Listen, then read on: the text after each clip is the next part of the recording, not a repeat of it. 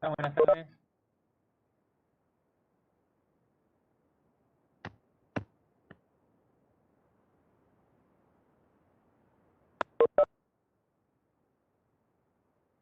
Un ratito arrancamos.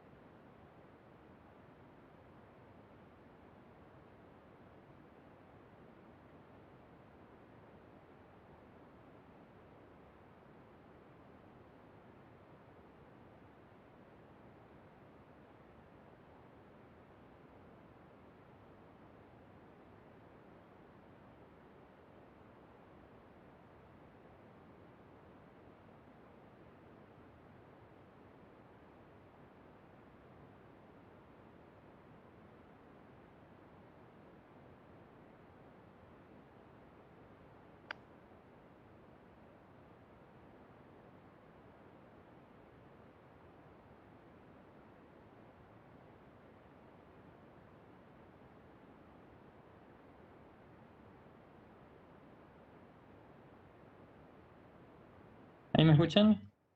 Parece que sí. Bueno, les comento, estoy sin internet en casa, así que si se llega a cortar, estoy transmitiendo totalmente con la red de datos. Está la presentación acá en la sección procesador pipeline, luego de representación de números con comas, puntos pico y puntos flotantes. Chequeé que el libro de luz para mí, donde está la parte de puntos flotantes, la lectura recomendada, está subido en el Google Drive y está, la lectura recomendada está en un apartado, ahí en una carpeta, donde dice partes asignadas de libros. Hay una especial para una sección de luz para mí y ahí está solo la partecita de puntos flotantes. Después, si quieren leer la parte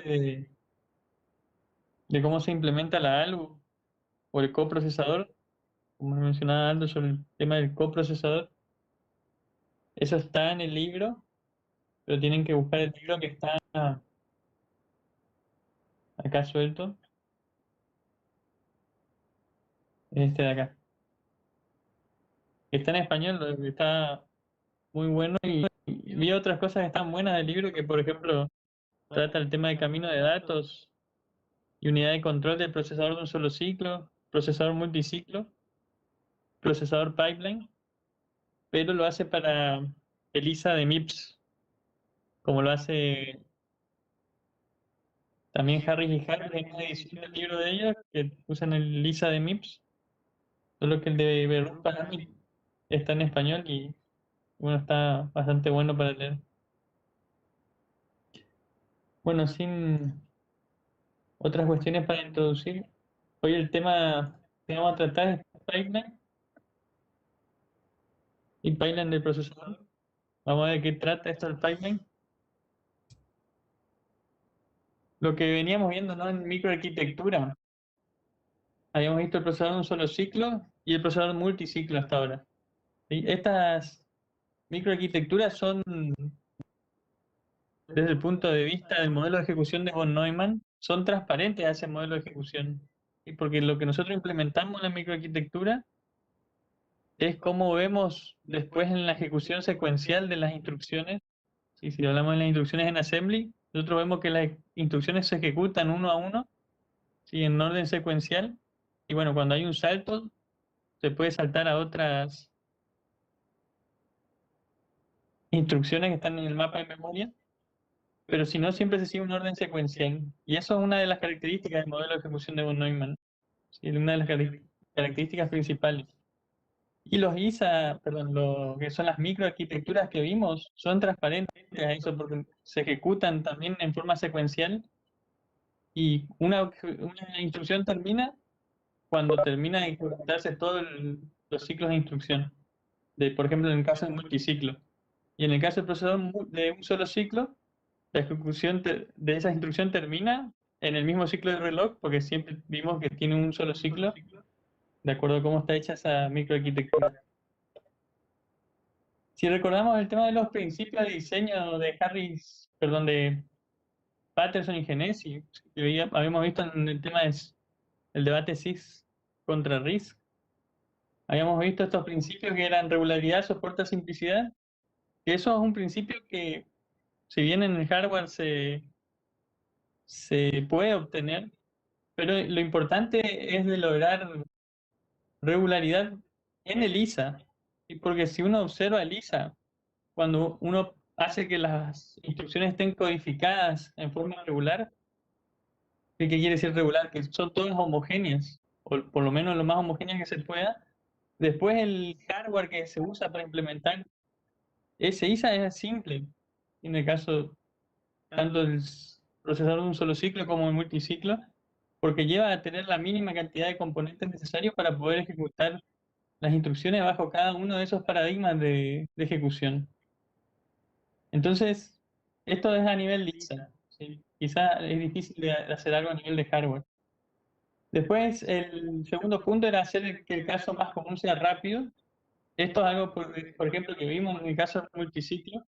Uno puede optimizar las instrucciones o el ciclo de reloj de forma tal de que uno ejecute la menor cantidad de tarea en ese ciclo y de esa forma reducir el camino crítico.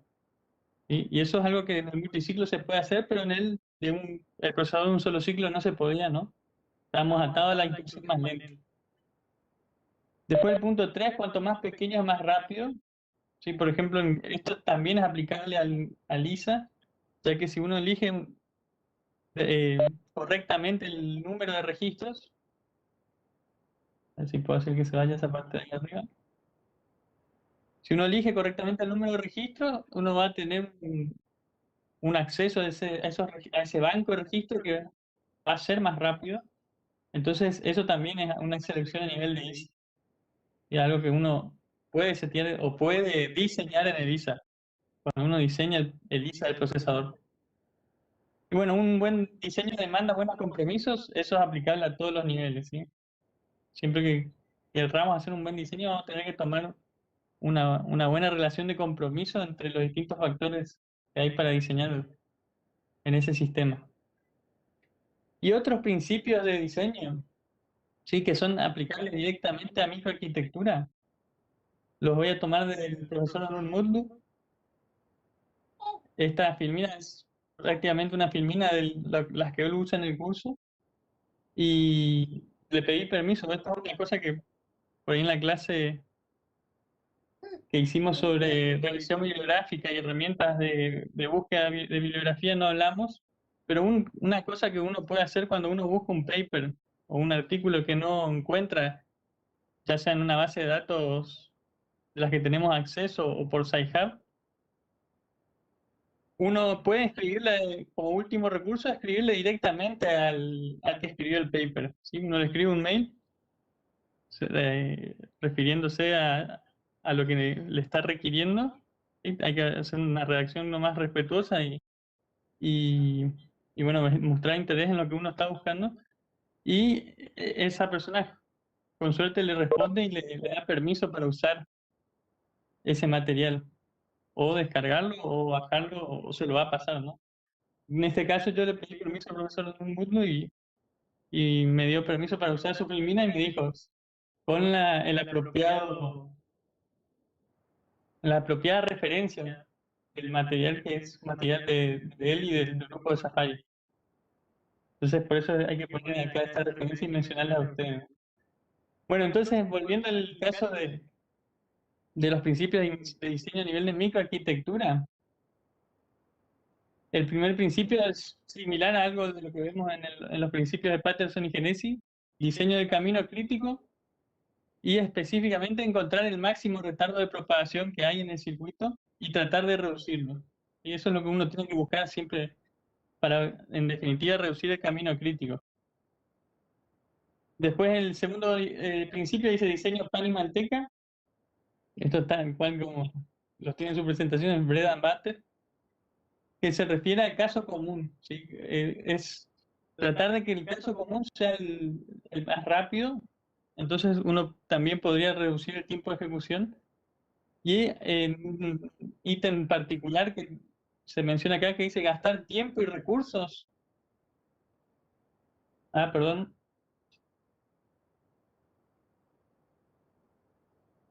Estaban activados dos micrófonos. Ahora creo que van a escuchar mejor.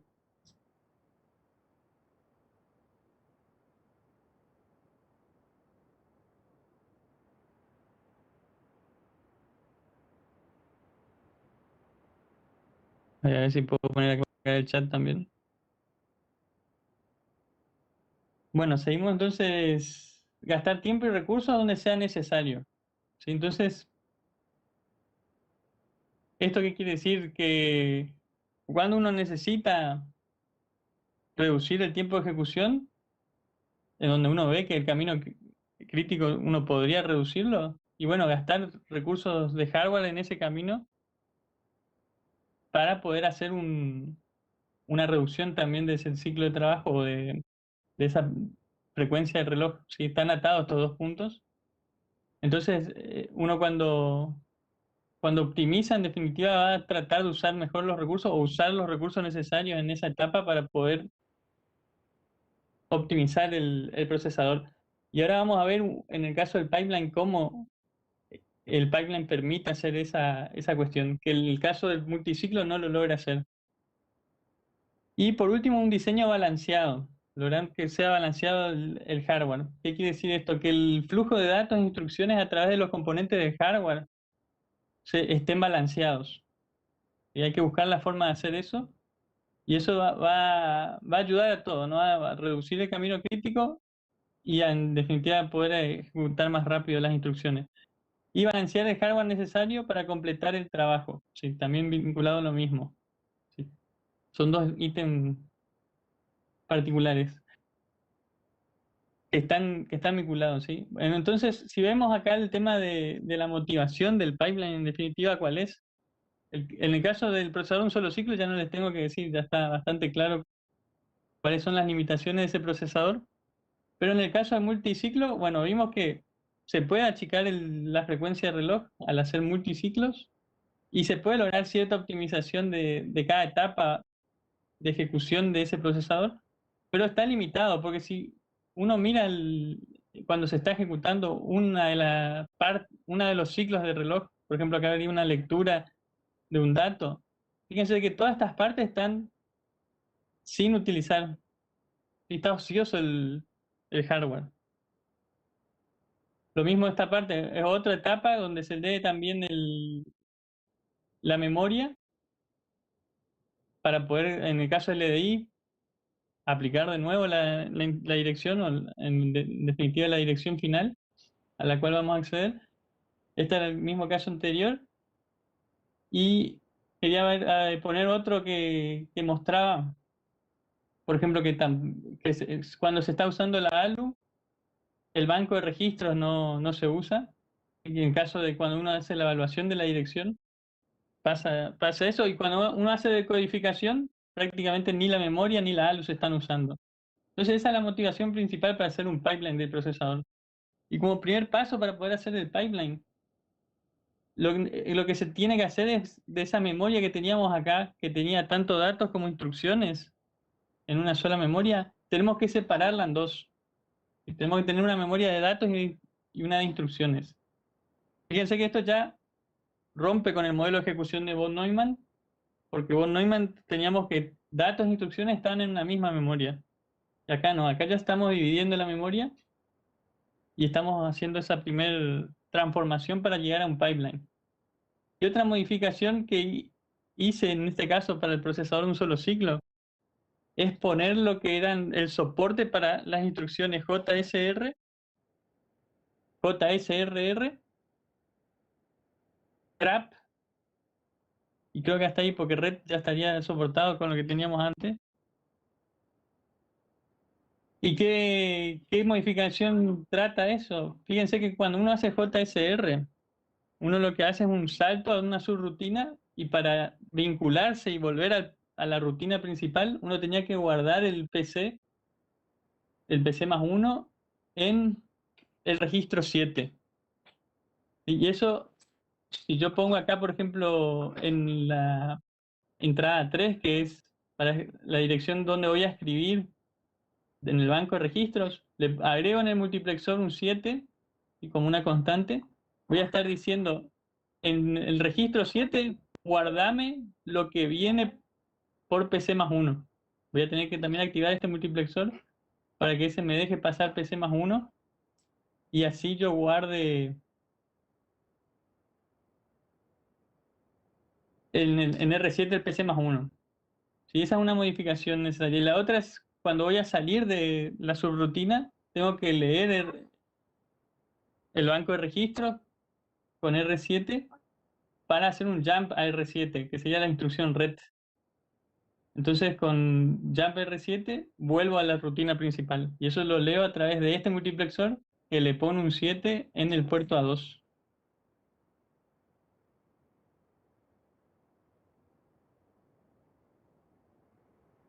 Creo que estaría bien. Si no, tendríamos que modificar esto, pero esto lo podríamos haber hecho antes, ¿no? Para darle soporte a las instrucciones, pero les estoy poniendo ahora como para que cuando veamos una cuestión particular del procesador pipeline, veamos también cómo resolver, si hay que resolver algo de esta parte, porque ahí va a ser crítico esa partecita de ahí.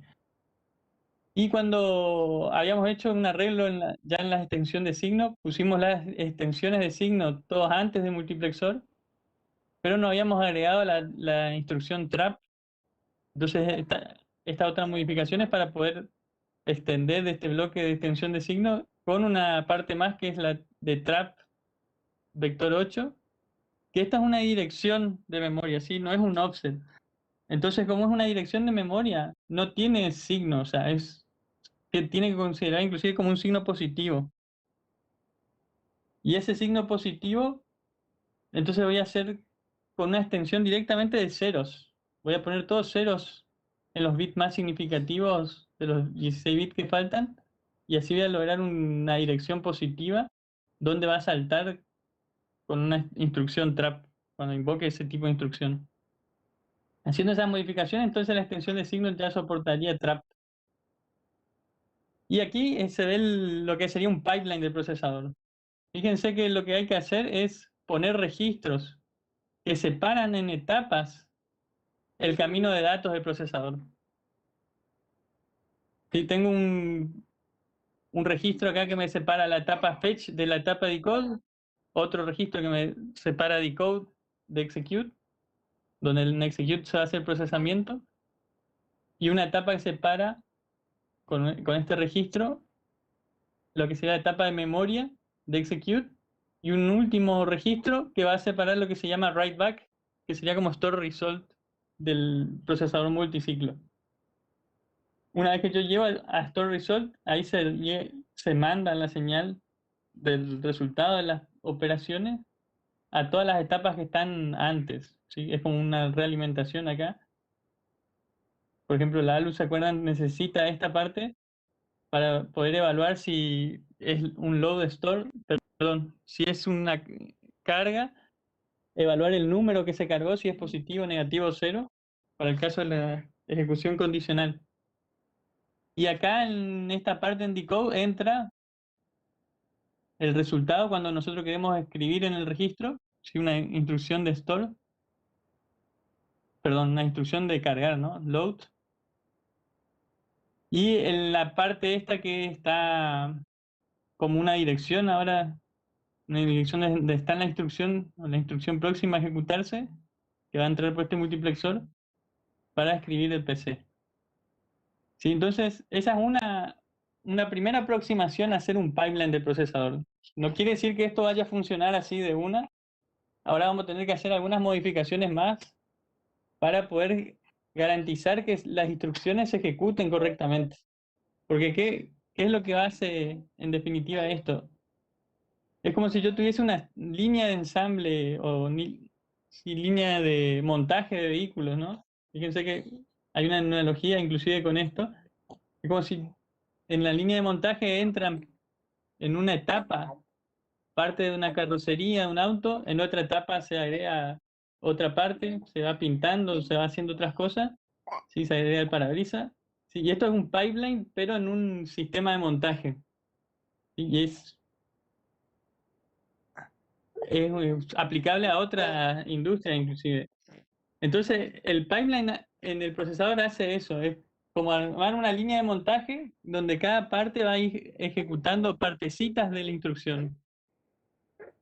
¿Sí? Parecido a lo del multiciclo, porque en el multiciclo también se ejecutan a partes la instrucción, pero ahora, a diferencia del multiciclo, lo que se tiene es que a medida que se va ejecutando una parte, entra otra parte en ejecución. Y yo realizo el fetch de una instrucción en un ciclo de reloj. En el siguiente ciclo voy a realizar el decode de esa instrucción, pero voy a enviar el fetch de otra instrucción próxima.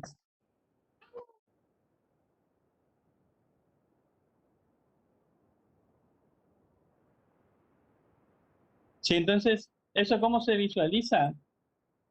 En un pipeline ideal, uno lo puede ver con este esquemita, donde estos recuadros indican cada una de las etapas que está sufriendo la instrucción, ¿sí? O que se está realizando. Y la etapa fetch, la etapa decode, execute, como si fuese, en este caso, como si todas duraran lo mismo, ¿no? Y ahora vamos a ver que esto no es tan real, por eso ahí dice pipeline ideal. Pero si nosotros consideramos como si esto fuese algo de un solo ciclo, ¿sí? Como el procesador de un solo ciclo,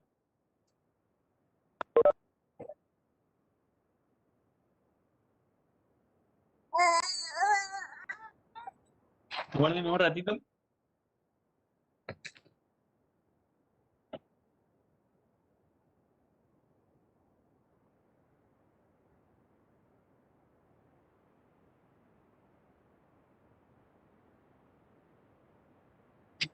Hola, buenas. Recién me pude sumar. ¿Qué tal? ¿Cómo están?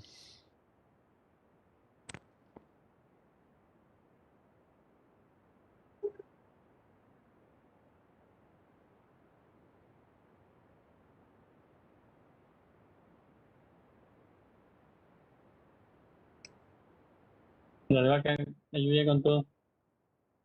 Bueno, estas partecitas serían cada parte de la ejecución de las instrucciones. Y esto sí, en total, si se ejecuta en un solo ciclo,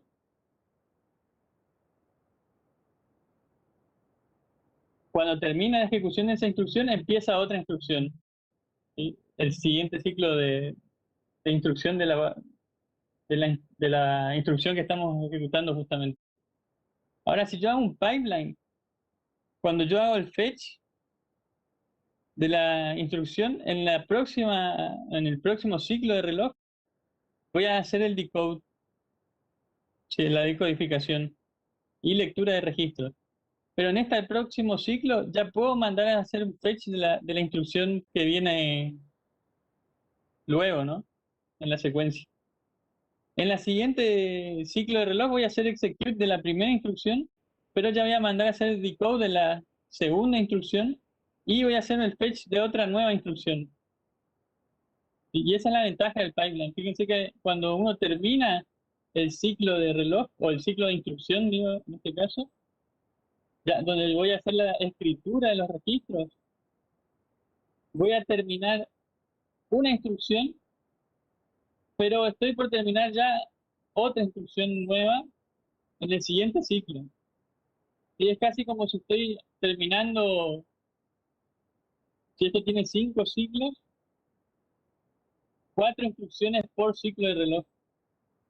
Y en el siguiente termino la segunda instrucción, pero estoy por terminar la tercera. Entonces, cuando termino la tercera ya terminé dos más. Y así cuando llego a la última que está en esta gráfica, cuando en el procesador de un solo ciclo hice solamente 2 instrucciones, en esta hice 6 instrucciones. Eso es lo que sería como resultado. Tengo 1, 2, 3, 4, 5, 6 instrucciones ejecutadas en el mismo tiempo que ejecuté 2 en el procesador de un solo ciclo. Y eso en definitiva es como aumentar el throughput, ¿no? O sea, estamos aumentando el throughput del procesador.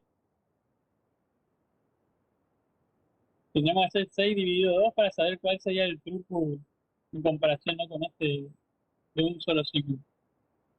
Ahora, ¿qué sucede? Cuando uno analiza ese pipeline es como si uno tuviese que todos los ciclos duraran el mismo tiempo. Y eso vimos que es difícil que ocurra, ¿no? Porque cada parte de la instrucción puede llevar más tiempo y no está balanceada necesariamente. Entonces tenemos durante fetch, que esa dura bastante, decode dura un poco menos, execute dura un poquito, memory and read writes sería ya escritura o lectura de la memoria, puede ser algo que dura bastante, ¿no? Por el tiempo de acceso a memoria. Guardemos un ratito.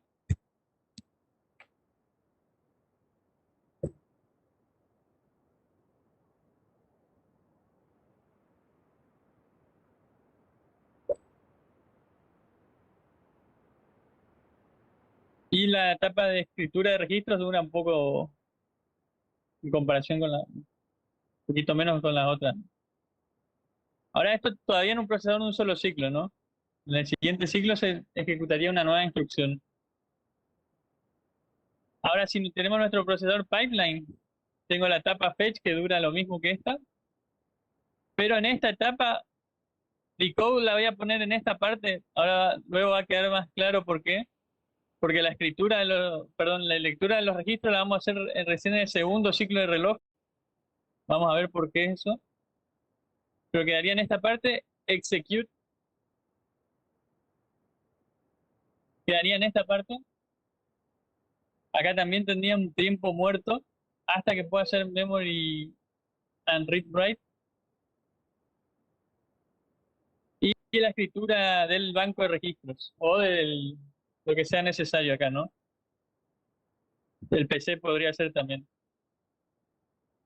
Y así con esa forma más real, si armamos todo el pipeline, fíjense que cuando termina la tercera instrucción, ahora recién tengo cuando termina esta segunda instrucción del procesador de un solo ciclo, estoy casi por terminar la tercera instrucción del pipeline. O sea que no es tanto la mejora que uno puede lograr, pero ya es significativa con respecto al procesador de un solo ciclo. Y si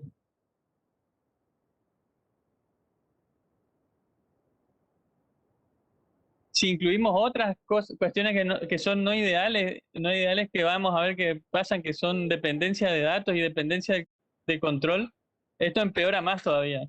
Así que vamos a ver, vamos a tener que analizar esas cuestiones. Pero paso a paso. Primero vamos a ver otras cuestiones acá que tenemos en el pipeline. Una primera corrección que podemos hacer, fíjense que en el esquema original, esta señal de lo que sería el registro destino o la dirección del registro destino y registro fuente, por ejemplo, en las instrucciones load store, se enviaba directamente a write, acá, perdón, a la parte del A3, que acá está entrando en el multiplexor con 7, pero esto entraba directamente acá. ¿Sí? ¿Qué pasa? Cuando uno quiere escribir el banco de registros, no es en este instante o en esta etapa de code, sino que es recién cuando tengamos computado o ya obtenido los operandos de la memoria, y eso va a venir acá como saliendo de esta etapa y va a llegar en este instante a la etapa de code. En la etapa... Euge, estoy trabajando. Bueno, Eugenia, ya comamos un poquito. Entonces tenemos esta salida que tiene que escribir en este banco de registros, lo tiene que hacer en el instante que tenemos ese resultado, y para eso lo que hay que hacer es propagar estas señales de RSR a través de todos los registros, cosa que lleguen al mismo tiempo como dirección acá en A3, ¿sí? Para poder escribir correctamente ese banco. Entonces esa es una primera modificación que tenemos que hacer para que el pipeline funcione. Y otra cuestión que acá quedó desenfocada, vamos a arreglar,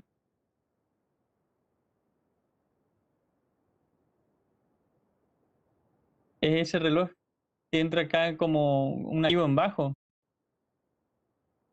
Fíjense que cuando teníamos el procesador de un solo ciclo era activo en alto.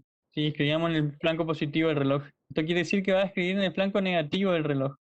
O sea, si empieza todo en flanco positivo, cuando llegue al flanco negativo es como la segunda parte del ciclo o el segundo semiciclo del ciclo del reloj.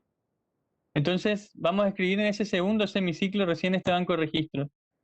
¿Y eso por qué? Porque necesitamos que en el primer semiciclo se puedan leer los registros, y una vez que ya tenemos garantizado que vamos a escribir en resultado de lo que querramos, ya sea un dato de la memoria o un dato de lo que sale de la ALU, ahí tengamos el segundo semiciclo disponible para hacer esa escritura, y ahí es donde tendríamos que dar acá la señal de write enable para poder escribir el banco de registro correctamente. Y entonces en el primer semiciclo no se puede escribir en este banco, pero en el segundo semiciclo del reloj sí lo vamos a poder escribir.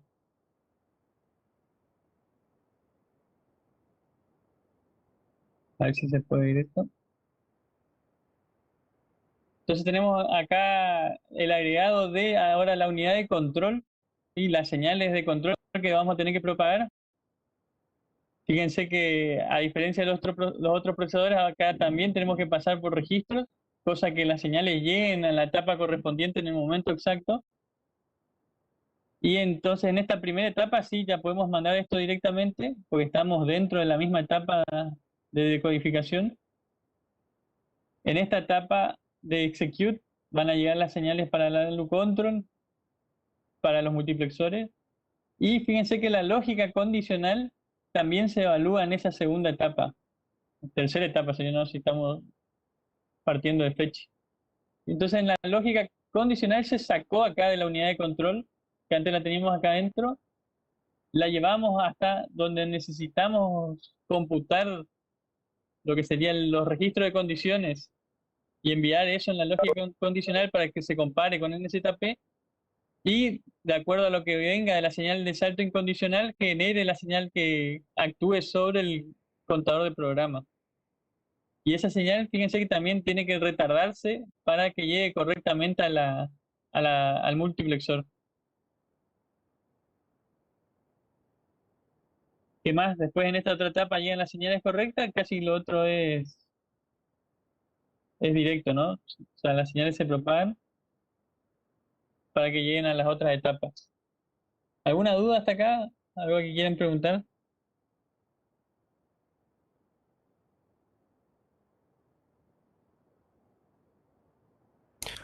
Profe, sí, una consulta tonta nomás. Sí. La lógica condicional, simplemente la apartamos la unidad de control por efectos visuales nomás, porque tipo, no, creo que no tendrían un efecto práctico, ¿o sí? Lo que sucede es que ahora vos cuando vas a evaluar la condición, no es en esta etapa que vas a hacer la evaluación. Y si estuviese esto acá adentro, sería en esta etapa donde uno tendría que hacer la evaluación de la condición. Ah, sería por el retardo que usted dijo para ocasionarlo. Claro, como uno en definitiva recibe las señales retardadas en cada una de las etapas siguientes, y bueno, va a tener que desplazar esa lógica hasta la etapa necesaria o donde vamos a recibir la señal correspondiente, que en este caso es la de ALU control no, lo que sale acá del registro de condiciones, y fíjate que el NZP también se retarda para que se evalúe en ese instante, se haga la comparación que hay que hacer, y si es salto condicional o no, esta señal nos va a dar la unidad de control. Y teníamos la misma en el caso del procesador de un solo ciclo, que tomaba el salto incondicional para hacer el salto en caso que querríamos saltar, ¿no? ¿Se entiende? Muchas gracias, profe. No, de nada.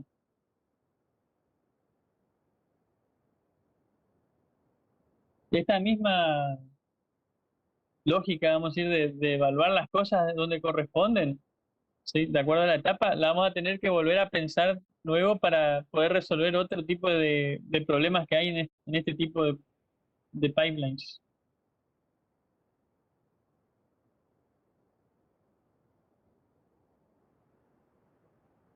Si no hay otra duda, vamos a continuar un poquito más.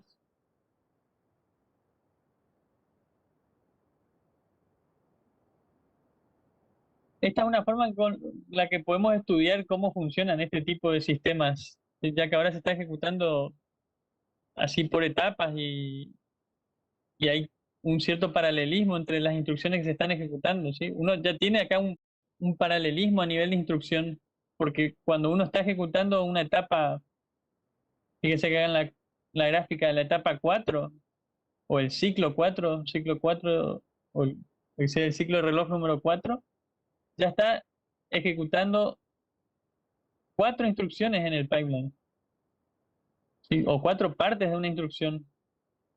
Entonces, esto es paralelismo a nivel de instrucción. Sí, es una forma de obtener paralelismo. Después vamos a ver que hay otras y hay combinaciones de esta con otras formas.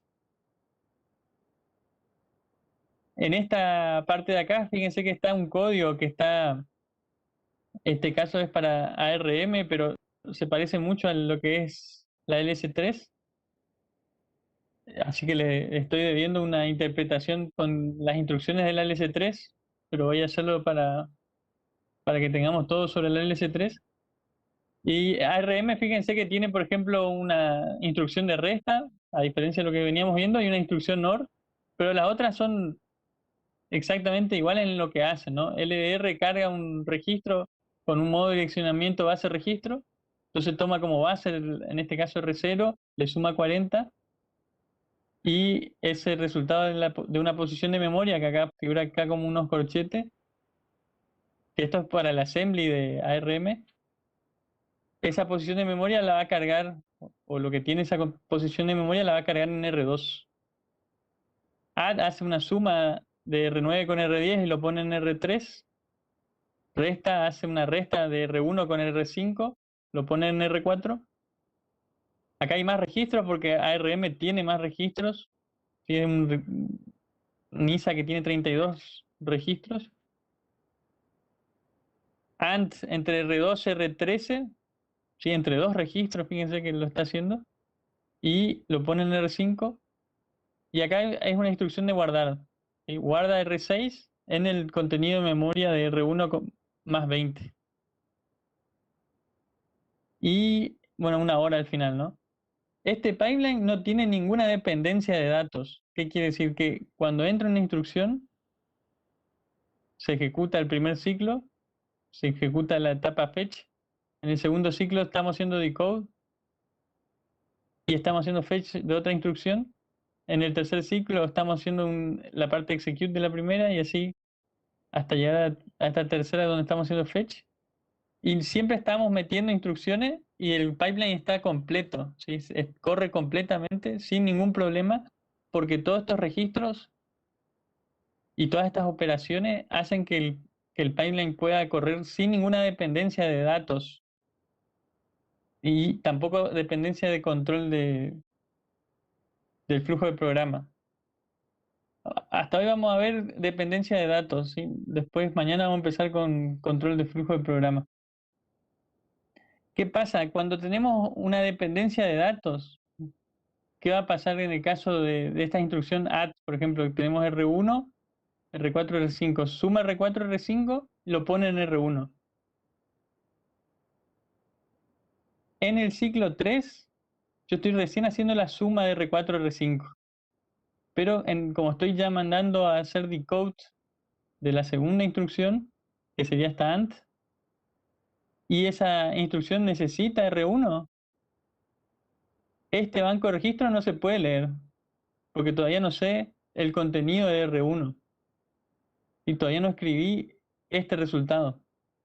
Entonces acá estoy usando R1 como un dato, pero que todavía no se calculó. Se va a calcular recién en el ciclo 5. Y es una dependencia de datos con R1. Para esta OR también pasa lo mismo, solo que esa dependencia aparece en el cuarto ciclo. Y para esta resta aparece en el quinto ciclo, que este sí no tendría problema, porque acá yo estaría leyendo, estaría escribiendo el resultado R1 y acá lo estaría leyendo. Entonces, la resta no tendría problemas, pero estos dos leerían un resultado de R1 que todavía no existe. ¿Sí? Todavía no fue computado. Y eso hay que arreglarlo, ¿sí? Hay que haber una forma de arreglar para que no ocurra esa dependencia o se ejecute correctamente el pipeline. Y una forma de arreglarlo es introducir NOPs, ¿sí? Instrucciones que no hacen ninguna operación. Y eso es lo que se denomina como un stall por software. Un stall porque uno para el pipeline, ¿sí? Para lo que se ejecuta en ese pipeline. Si yo hago un NOP, entonces acá no estoy haciendo nada. En esta otra instrucción no estoy haciendo nada. Y cuando llegue la AND, que va a necesitar leer R1 en la etapa de code, ya lo va a poder hacer, ¿sí? Sin problema. Sí, y esto, en definitiva, incrementa el CPI. Entonces es algo que no es del todo deseado, ¿no? Pero bueno, hay veces que hay que soportarlo o buscar otra solución. Una solución posible es hacer lo que se llama forwarding de los datos, y siempre que sea posible. En este caso tenemos esa instrucción de add, donde yo hice el cálculo de lo que va a ir en R1 en la etapa 3 y lo voy a escribir en la memoria. No, perdón, lo voy a mandar acá por este canal al banco de registros, pero en el ciclo 4 yo ya tengo el valor de R1. ¿Sí? Si bien no lo escribí todavía en el banco de registros, ya tengo disponible ese valor. Entonces, ¿qué hago? Lo mando a la etapa execute de la siguiente instrucción, que es donde se va a hacer uso de ese dato. Porque acá en R1 voy a tomar R1, lo mando para acá y sumo con R3 y no hay ningún problema, ¿sí? Se puede seguir ejecutando gracias a ese forwarding que se hizo. Y en el caso de esta instrucción OR, se hace el forwarding a través de este camino, o sea, se toma de la etapa 5 y se lo manda a la OR en la etapa de execute, de ejecución. Y así uno soluciona el forwarding. ¿Cómo podríamos hacer para hacer eso a nivel de hardware? Porque eso es algo conceptual, ¿no? O sea, necesito enviar lo que está en el ciclo 4 al ciclo 3. lo que está en el ciclo 4, perdón, que es la etapa 4, la tengo que mandar a la etapa 3 de esta otra instrucción. ¿Cómo lo puedo hacer en ese camino de datos? ¿Qué tendría que hacer?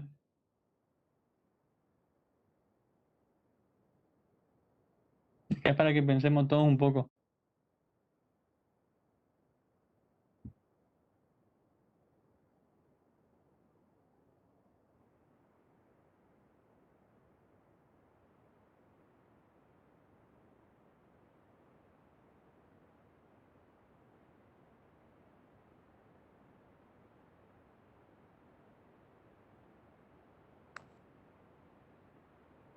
Les pongo esta imagen, así pensamos qué habría que hacer.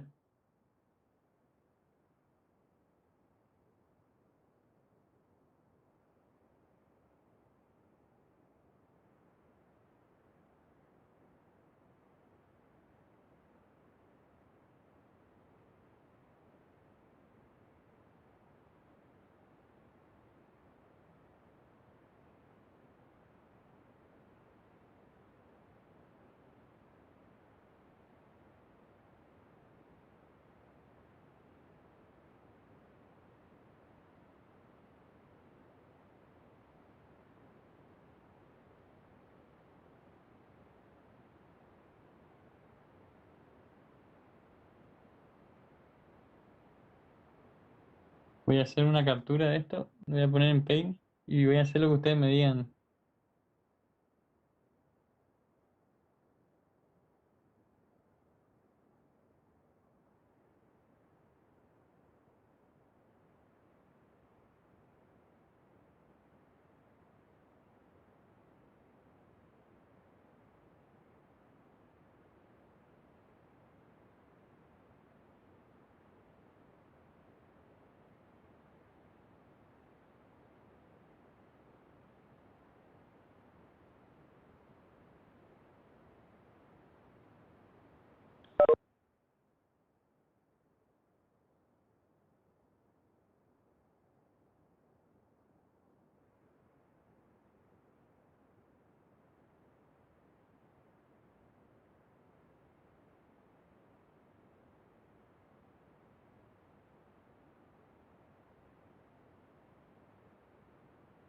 Está medio feo para ver esto, pero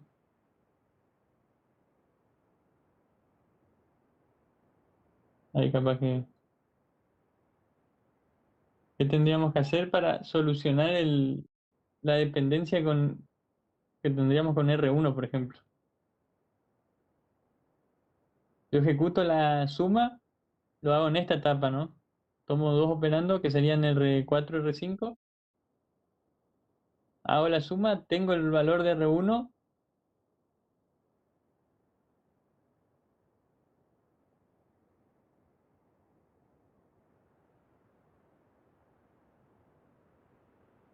Tendría R1 acá.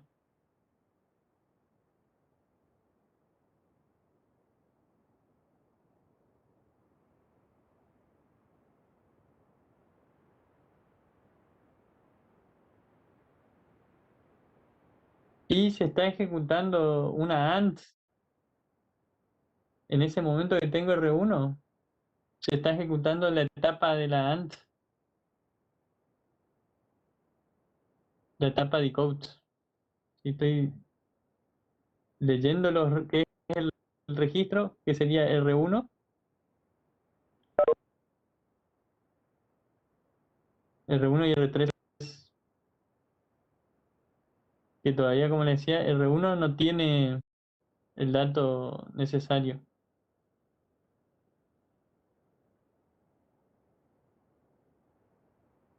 Tiene un dato que es otra cosa, porque viene ejecutándose otra cosa antes, ¿no?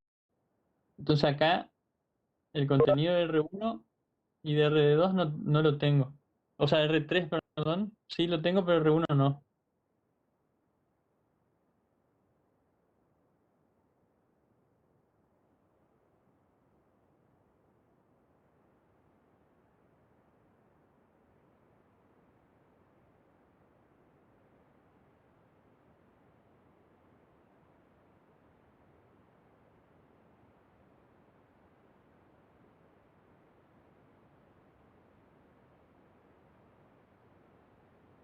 en la siguiente etapa voy a tener R1 acá.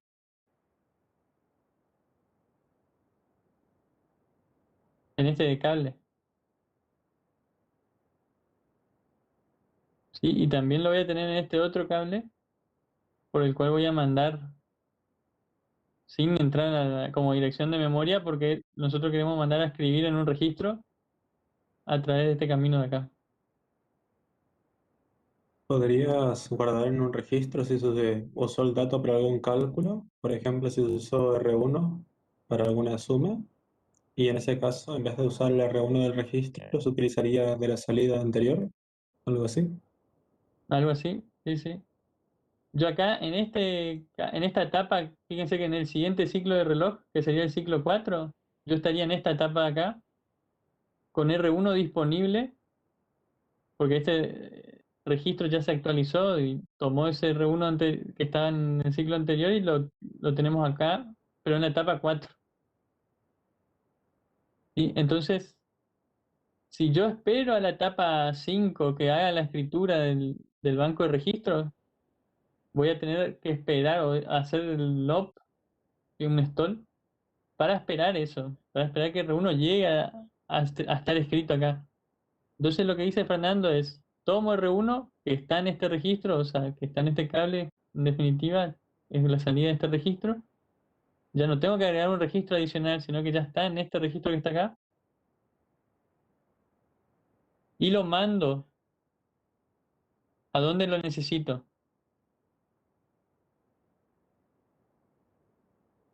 Vamos a tratar de no pisar ahí. Pero lo mando por acá y podría entrar inclusive en ese multiplexor.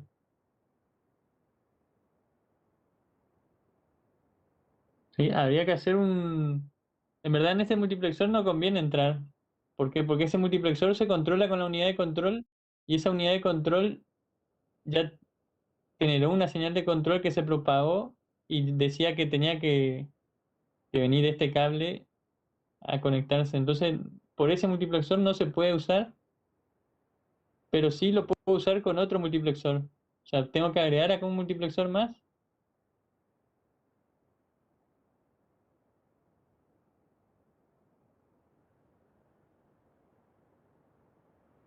Y ahí sí ver cómo hacer la conexión acá. Creo que tendría que entrar en ese punto ese multiplexor. Y ahí podría resolver, porque estaría usando R1 cuando lo necesito, ya tomando de la etapa 4. Y lo estaría usando en la etapa de ejecución de la instrucción antes. Y para el caso de la instrucción OR, como yo necesito eso también en una etapa execute, pero voy a tener disponible o estar alineado en ese mismo ciclo con la etapa en que estoy haciendo la escritura del banco de registros, en lugar de tomarlo de este lugar, lo voy a tener que tomar sí, de este camino, que ya lo tengo en la etapa write back. Esto va a ir al banco de registro y traerlo acá y poner un multiplexor que me permita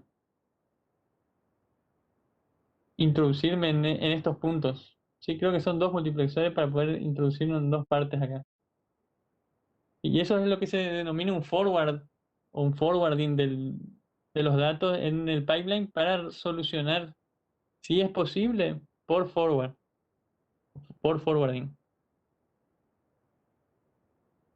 Después le voy a dejar en el apunte cómo quedaría bien ese camino de datos para la LS3 que estamos haciendo.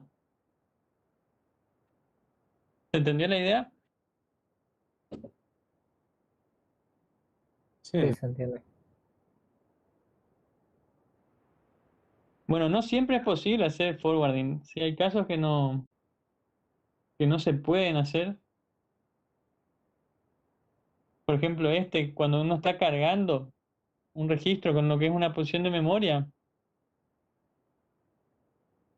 ¿Cuándo se hace eso? Cuando yo tengo ya la posición, en este punto tendría la posición a donde tengo que acceder y en esta etapa estoy escribiendo, perdón, estoy obteniendo recién el dato que quiero escribir en el registro. Y como ese dato está acá y lo tengo que usar en el mismo ciclo, en la etapa execute, no lo puedo hacer un forwarding en ese camino. Por eso esto acá indica como un problema, ¿no? Un trouble. Sí, lo puedo hacer recién en la etapa siguiente con una instrucción OR, ¿sí? A través de forwarding de este camino, pero no lo puedo hacer en este mismo ciclo porque todavía no leí la memoria.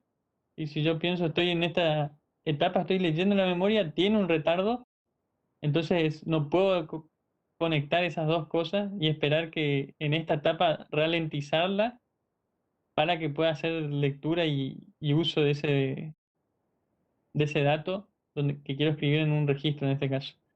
En ese caso, lo único que queda por hacer es hacer un stall, ¿sí? Hacer una parada del pipeline. Pero hay una forma de hacer un stall que es un poco más efectiva y no incluye introducir un NOP, que es hacer un stall por hardware. Entonces uno para la ejecución de una de las etapas por un ciclo de reloj, cosa de que se alinee en la siguiente etapa con, y ahora sí, la escritura del registro con la etapa execute, y ahí yo puedo pasarle por forwarding el dato. Ahí sí se soluciona por forwarding y por un stall, pero este es un stall por hardware, separa solamente una de las etapas. Si no se manda, por ejemplo, a hacer lectura o etapa de decodificación en esta etapa, ni se manda a hacer fetch de esta etapa, sino que se la pone en esta otra etapa. Separó esto y recién aparece en este ciclo. Después vamos a ver cómo queda el hardware. De eso está en el libro de Harry y Harris, pero para RM. Así que lo voy a poner lo voy a hacer en como una modificación al camino de datos para la LS3 y le voy a mostrar bien cómo queda. Y eso es todo por hoy, gente. No sé si hay alguna duda, alguna cuestión de esta parte. Mañana tendríamos que seguir con dependencia de control, que es cuando tenemos saltos, que vamos a tener que ver cómo solucionar. ¿De qué libro sacaste la bibliografía, Roberto, para este tema? Esta está en el de Harry y Harris, en las dos ediciones, en la de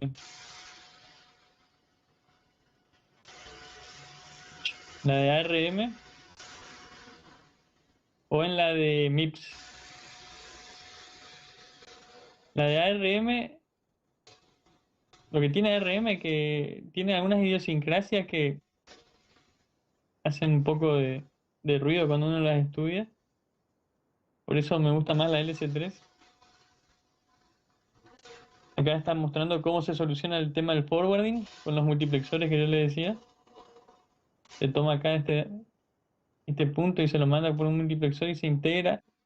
Y no se lo hace a través de la lógica de la unidad de control, sino que se agrega una lógica de control de dependencia, se dice, o acá le llama hazard unit. El tema de hazard es que es algo peligroso, ¿no? Entonces por ahí el nombre es medio raro. Por ahí convendría poner control de dependencia o dependencias. Y este control de dependencias es el que va a resolver la actuación de estos multiplexores para hacer el forwarding, que viene por este camino, ¿no? El dato. Por este y por el del write back. Y el caso de stall, para poder hacer el stall de esas etapas, se tiene que habilitar la escritura del registro. Entonces se posterga, vamos a decir, la actualización del contador de programa y se posterga la etapa fetch, fetch y decode. Con esta se estaría postergando el decode. Y bueno, como es ARM, la parte de lógica condicional es más compleja porque ARM tiene que todas sus instrucciones son condicionales, no solamente el salto condicional, sino que uno puede hacer que la suma sea condicional, que la carga de un registro sea condicional, que todo sea condicional. Y eso tiene sus ventajas y desventajas porque por algún motivo lo sacaron de ARM versión 8, pero, pero bueno, tiene que ver también con las decisiones a nivel de microarquitectura que se toman, porque vamos a ver luego cuándo conviene o no hacer esa cuestión de saltos, de que todo sea condicional. Lo que tiene de bueno es que simplifica mucho el tema de los saltos en muchos algoritmos, ¿sí? Reduce la cantidad de saltos porque uno evalúa si una instrucción tiene que hacerse o no en forma individual, o lo puede hacer en forma individual al ser condicional. Pero bueno, es un poquito más compleja la lógica condicional, no es mucho más compleja. Y hay ciertos bits del opcode, perdón, de cada instrucción que tienen que enviarse acá como condicionales. Y serían como el NZP del salto condicional de la LC3, pero para todas las instrucciones. Entonces hay que disponer de unos campos, fíjense que es el 28 y el 31, son 28, 29, 30, 31, son 4 bits que especifican qué tipo de condición se le va a poner a la instrucción. Puede ser una condición que sea positivo, que sea cero, que sea negativo, como habíamos visto, hay distintas formas de hacerlo. Inclusive hay algunas más para ARM. Y bueno, está muy bien en este libro de Harris y Harris, el tema este de pipeline.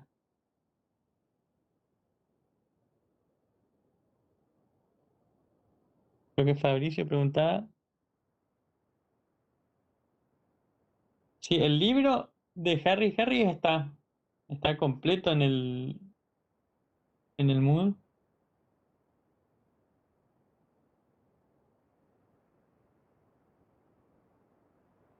Sí, yo preguntaba por las páginas. Y las páginas les voy a seccionar, así como hacemos con las otras con los otros temas. Les secciono y le subo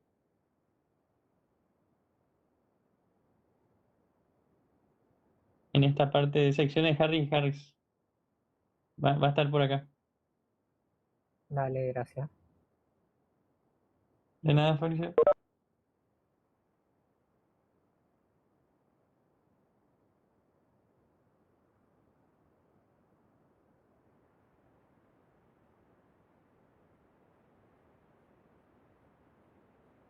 Bueno, gente, si les parece, entonces continuamos mañana.